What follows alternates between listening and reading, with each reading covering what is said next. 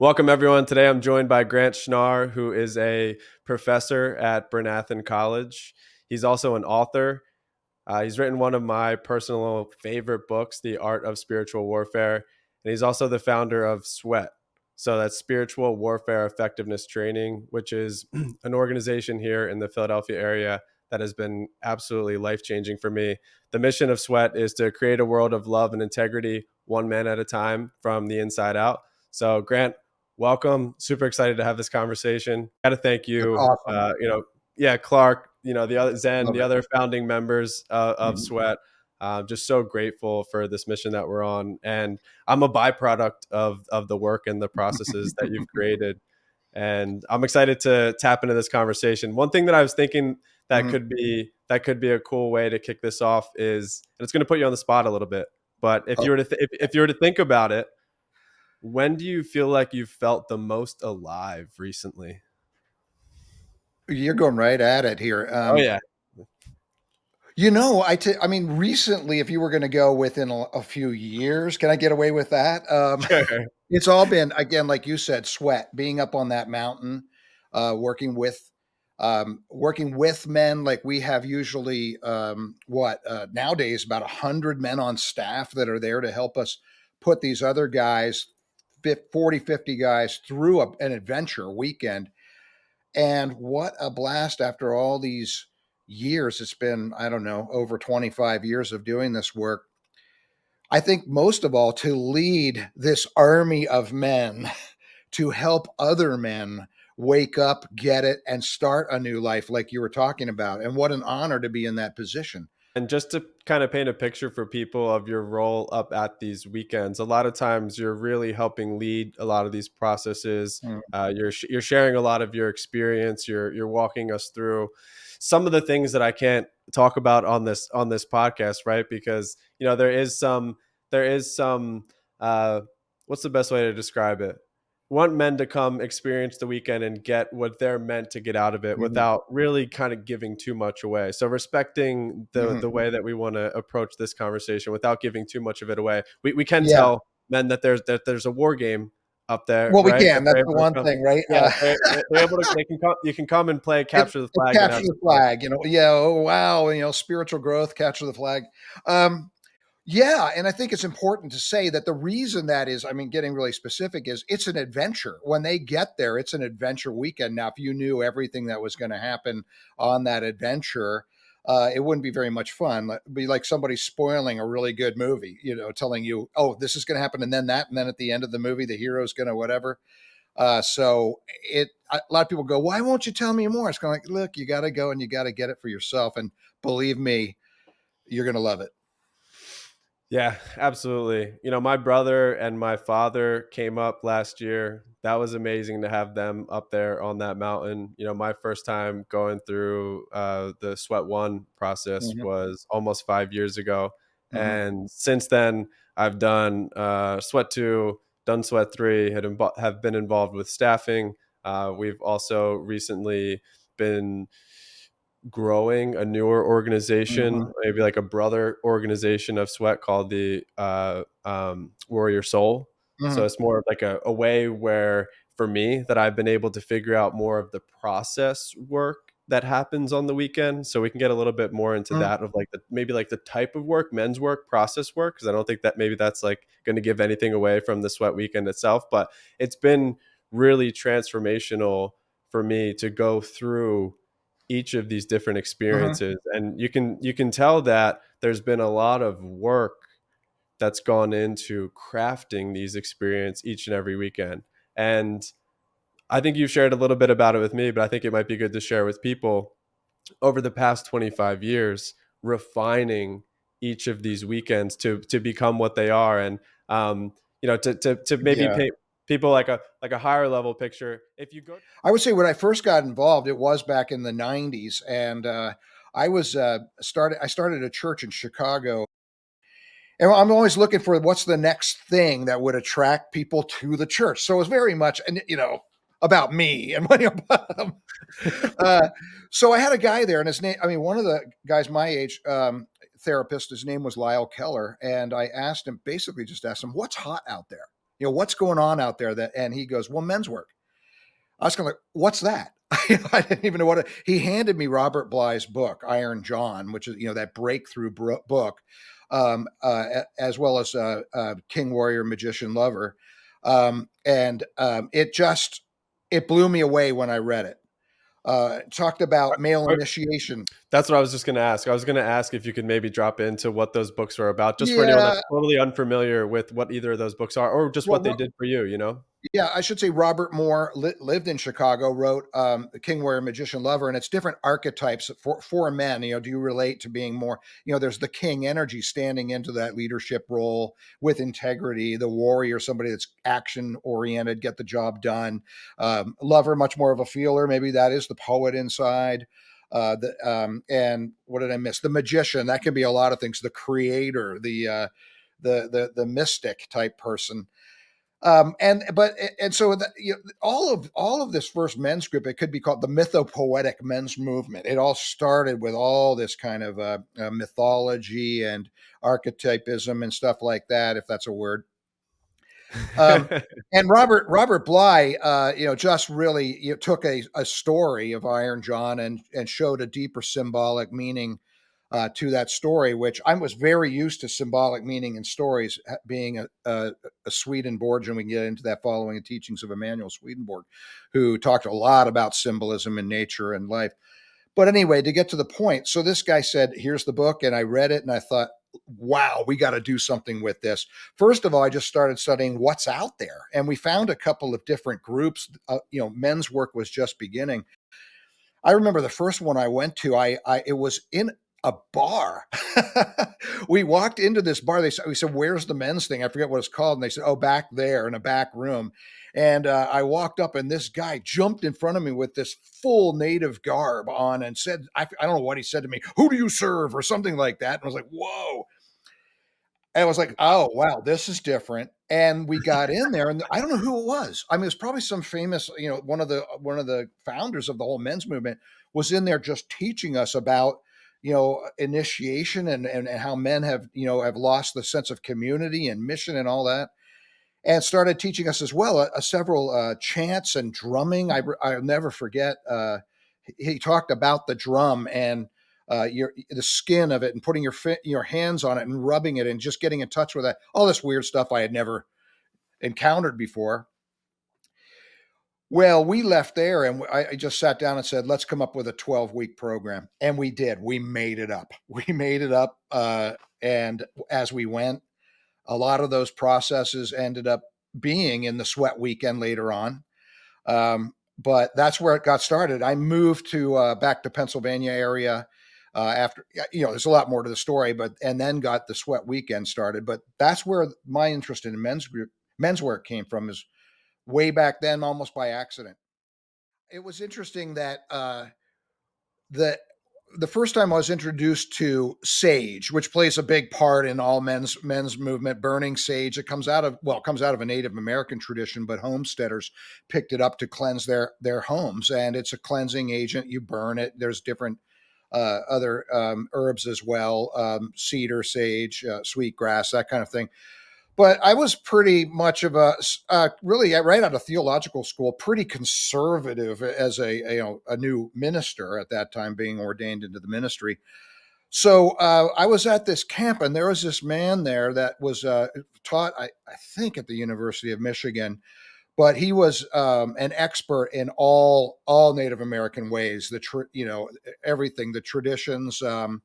Taught me the first one to teach about the four directions, the hard road, the good road, all of that in a very respectful, beautiful way.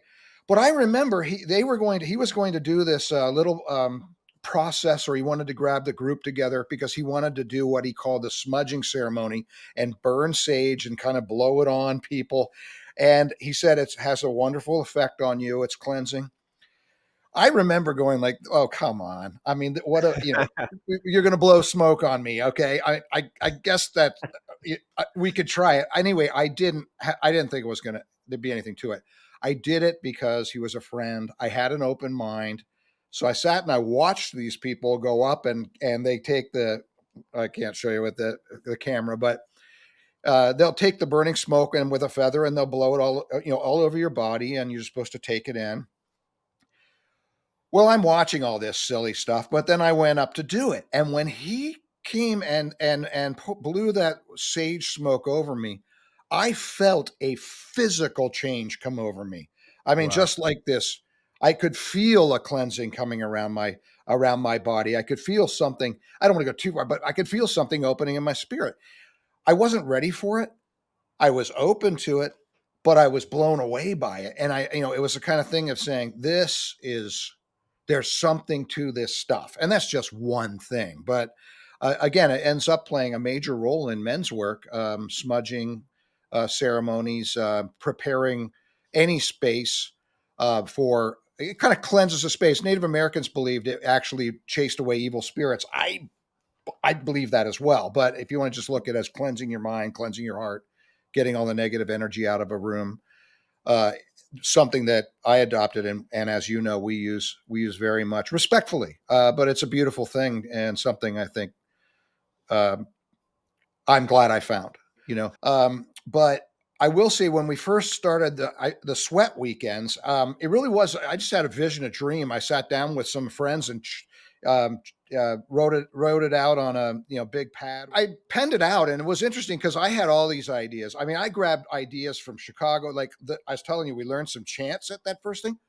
The guy said, "Here, they're on this cassette tape." Oh I wow. grabbed the tape and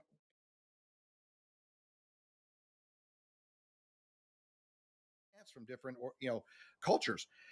But at the same time, I want to say that that capture the flag game that we play there, it's kind of a time to get away and just have some fun. Came from my involvement with the church boys club. We would go. I was a counselor. We would go into the mountains, and at night we would go play flashlight. It wasn't flashlight freeze tag, but it was flashlight capture the flag. If you got hit with the light, you were dead. So you get stuff everywhere, right? But it was all an experiment. I mean, open mind. We tried when we got on the mountain. This was before Zen, which you will hear a lot about down the road. Clark invited us to this place. I initiated Clark in these first weekends, but we did all kinds of things that just failed miserably.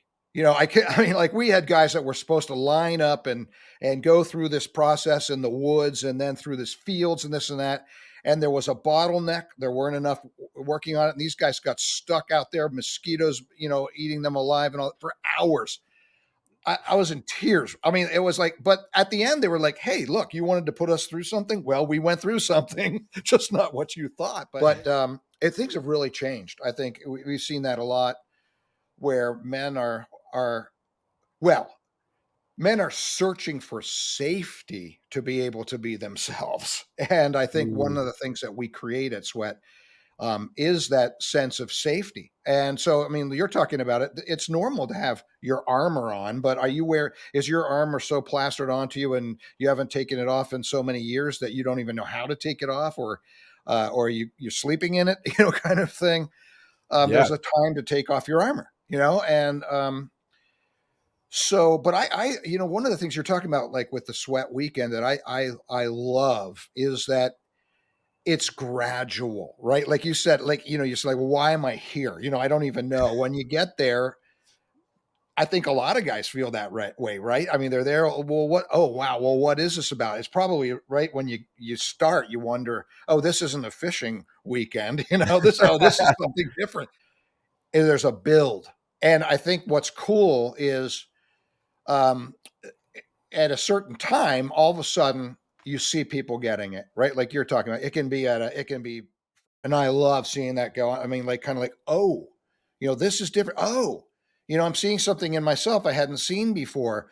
Oh, you mean there are people I can trust? I'm not sure, but I never even imagined that there could be some man I could trust. And then by Sunday, you've been there. Guys get a chance at the end to talk about what you get out of the weekend. And I know Clark, the guy that, we know Clark well, one of the founders in it's his property up there, over 900 acres. He says that's where he has all the joy, where that's the payback for him when he hears these men say, I came up here like this, and this, and I'm coming back with something completely different. Um, and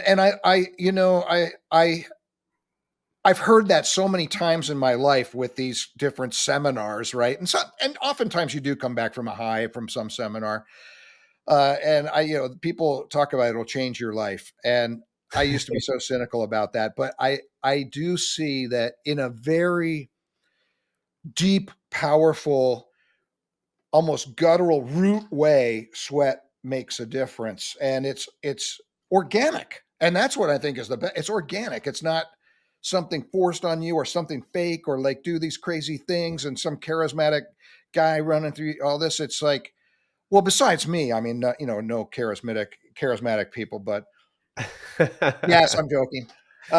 But you know what I mean, and it's organic. I mean, it's organic, but the whole thing is built. It's built to be. Does that make any? It's built to be organic, but it's built to Yeah. have that growth be organic. Yeah, for sure, man. Yeah, and I think there's probably a delicate balance of, sharing about my experience with it there, but also can't really, in the sense of, well, this is what happened and this is what kind of moved in Yeah. that way for me. But I think, having gone through it and what I've heard from many of the other men that have gone through it is like, hey, I got exactly what I needed out of this experience and I had no idea that even needed anything. So I think Yeah. anyone that's listening to this that may just be looking to make a change in their life but not really have the support or know where to go to get that type of support. If you're a man and you have issues with anger or your emotions or Like every man. yeah, like yeah, We all have what issues, right? yeah, and it's like, I think there's a lot of people who I personally know that are just dealing with these issues in Yeah. an isolated way. They just don't Yeah. have the brotherhood, they don't have the support. And I think what you were talking about in the beginning, even when you guys were, back in Chicago and organizing, I think Hmm. at the root of the human Hmm. experience for me Hmm. is like I think we're these tribal beings. Absolutely. And I really don't know if our current society here is really designed in a way to keep people operating in a tribal way, just as a society at large, which could They're be not. potentially like a pretty bold statement, but it's like, okay, different couples are out, then you build your life, then you're working some job to pay a mortgage, and you have some kids, and then life is happening, and then it's like, well, time to go with the guys. It's like, then and then what are a lot of men doing with that time that they have away Right. from the family? But I think for me, what gets me really excited about this work is it's there and available for anyone that's just seeking to get a little bit Hmm. better and might not know how. And then I think a big thing for me was I was pretty turned off to pretty much everything spiritual for a big Hmm. chunk of my life. So um, I was raised Catholic, and Hmm. then my mom got cancer when I was in high school, Hmm. and she's still alive. Fortunately, she's Okay. beat cancer twice. Great. But I remember having like a really confusing point in my life where I like fell out of touch with God and organized religion as a whole, because like how could this be happening if that it just didn't make Hmm. sense to me, so if, Hmm. like I was in the spiritual void for the entire time that I was, going to college and using, and then up until I found sobriety. And Hmm. then, I think I always associated spirituality with Catholicism just because that was my only Well, yeah, experience of course. with, Yeah. with, Church, spirituality. That's how everybody did it, but like, that's such, even though again, there may not have been any spirituality there. Right. right. And it's like, you don't know what you, anyway.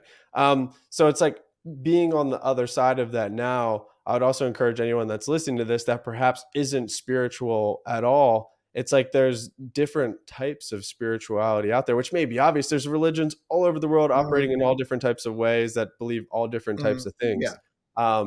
But in relation to sweat, it's a it's a spiritual experience and a spiritual weekend, I would say, but Mhm. it's also not religious based. No, It's not based on a particular type of no. religion, even though you yourself bring a powerful Yeah, well, religious aspect, like personally, to mhm, it, to some of the experience. So I also want to throw that out there to some people that may be listening to this that might be totally turned off to the right. idea of spirituality as Mhm, a concept. And all I can really say for me was more was revealed, and then it just continues to reveal itself. But I would love to maybe tap into, I think it ties both into SWET and then also the book that you wrote, The Art of Spiritual mhm, Warfare.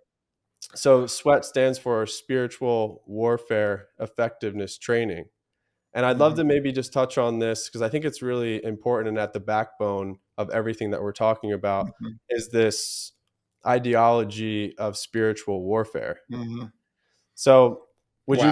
would you be able to tap into that as far as what does spiritual warfare mean to you, and what does Yeah. that, I mean, that could be a Well, whole we need to have other, another session. could be That's like a a whole whole topic on its own, but no, I think it really is, but yeah. I think kind of No, I segueing into it, I think sure. it'd be good to know because you wrote a whole book, about it, right? A So whole book.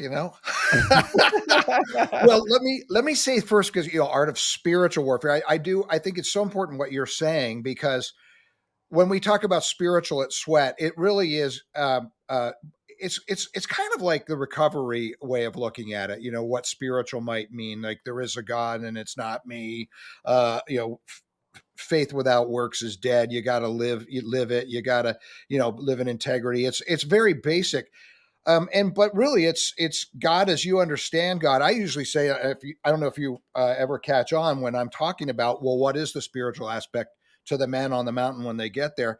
I say, yeah, it's about God, but God as you understand Him or don't understand Him, because I think most of us are walking around going, I don't, who is that up there? But it's a start. So it is important to have a sense. I mean, we do go off of it. I think that's what makes us different. I mean, as a self-help type thing, is that we do come from a place of, we believe in a higher power, God or the creator, but you go from there. I mean, if you're Christian, Muslim, Jewish, we've had them all there. It all works. I mean, for everyone from these different places in there. We have a lot of vets. We have a lot of guys out of recovery that have grown so much, and taught us so much about real pain, um, and have learned not only to accept help but to give it. It's so powerful. So it's not simply we go out and we hug trees. You don't have to hug a tree while you're there, and uh, if you want to, okay. But it really powerful weekend. So, yeah. art of spiritual warfare. Look, first of all, just to say, I could get some. I don't know. There's so much I could say. How I first was thinking about this and where it led me in the long run. Why Sun Tzu? All kinds of things. He's a ancient Chinese general who wrote this book, Art of War, which is in the book, my book. For me, I think number one, I always have felt that there was some kind of battle going on within me. I mean, I could realize. I mean, talk about it. Native Americans. There's two wolves inside of me that are always, they're hungry and eating the food and fighting each other. Which one wins? The one I feed the most, right? That kind of thing. What I It's interesting because so there's always seemed to be a battle going on, like whatever it might be, trying to trust God, trust life, battle with addiction, with lust, with fear, with power, trying to hold power in the wrong way. You name it, human condition, right? Um, and I realized that for me, I could see that it would really benefit me if I had some, learn more about this, or there were some people that were helping me work with this stuff. But also, just realizing that this is universal across different religions, across different practices. This idea that there is some kind of battle going on within us, and overcoming whatever that is, overcoming the self, overcoming your personal demons, overcoming real demons, whatever that might be for you. So what I did was I just started to study. I studied all the different religions. I studied all the different, um, martial arts. I mean, everything, anything, every Native American, everything, to learn what is the battle for them, what is the struggle, find the universals involved with that, and what are the ways that people have overcome things in their lives, and started a new path. What I felt like I was called to do, like deep at the heart of it all, was, as we said, the mission was to help, help God, the universe, create a world of love and integrity. And that was it. Like, we need more love in this world. Look around today, right? And more than ever. But it's not just love. We can walk around loving everybody, but acting like real buffoons, right? I mean, integrity is actually walking the talk.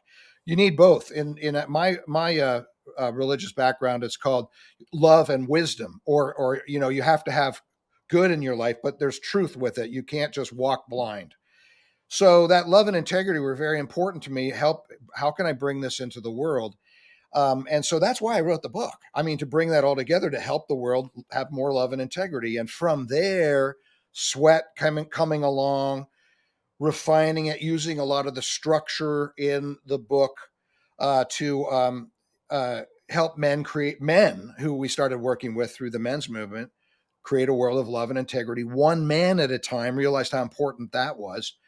And then realizing through the work we do, especially that inner work you're talking about, from the inside out. I think that's what's really unique here. It's not, it's, you can go out and you can join a tribe. You can go out, you can have some mission out there, but if it's all external, if it's all materialistic, if it's all you for you, you're not going to find happiness and you're not going to help anybody. It starts inside here. Are we walking the talk? Can I open up this hole in my heart that's killing me, within that, to look into that and to embrace it?